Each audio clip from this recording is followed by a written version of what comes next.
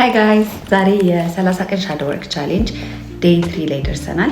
የዛሬ ጆርናል ፕሮምፕታችን የሚሆነው ደግሞ ስለ ኢነር ቻይልዳችን መጻፍ ወይም ደግሞ ለትንሿ ማንነታችን መልእክት ማስተላለፍ ነው።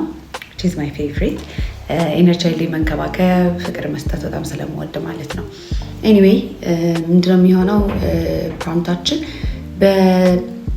ውስጣችሁ ያለችው ይሄ ትንሿ ማንነታችሁ በ7 ዓመት ወይ 10 ዓመት ወይ 12 ዓመት ማንነታችሁን ዛሬ ላይ ሆናችሁ ብትነግሩት በጣም ያስፈልገዋል ብላችሁ የምታስቡት መልእክት ምንድን ነው የሚለው ነው የምንጽፈው። አብዛኞቻችን በተለይ ኢትዮጵያ ውስጥ አይ ቲንክ ቻይልድሁዳችን በጣም አስፈሪ ነበረ። ያው አንአዌር የሆነ ማህበረሰብ ውስጥ ስለሆነ ያደግነው ትንሽ ቻይልድሁድ ትራማ ኤክስፒሪየንስ አድርገን ልናቅ እንችላለን። ስለዚህ ውንድድ የሆነ ኢነር ቻይልድ ካለን ወይም ደግሞ ውስጡ የቆሰለ የልጅነት ማንነት ካለን አሁን አዋቂ ከሆነን በኋላ ህይወታችንን አፌክት ያደርገዋል። ስለዚህ ያንን ማንነት ማከምና ጤናማ የሆነ እይታ እንዲኖረው ማድረግ መቻል አለብን።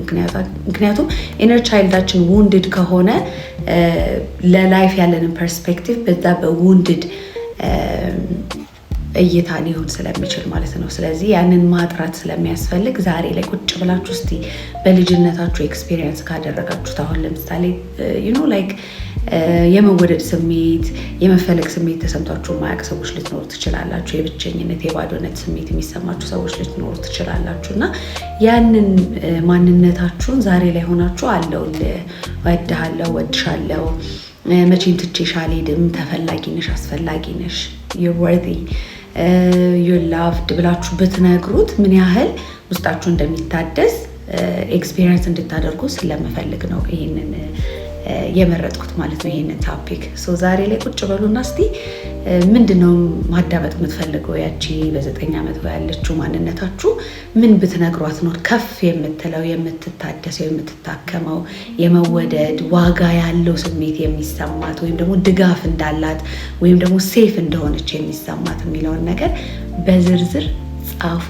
ኢነር ቻይልድን ማከም ማለት ኮምፕሊትሊ በቃ ህይወታችንን ማደስ ማለት ነው። ሌትስ ትራይ ዳት ዛሬ። ጥያቄ ካላችሁ ኮመንት ሴክሽን ላይ አሳውቁኝ። ተረፈ ወዳችኋለሁ። I'll see you tomorrow. Bye.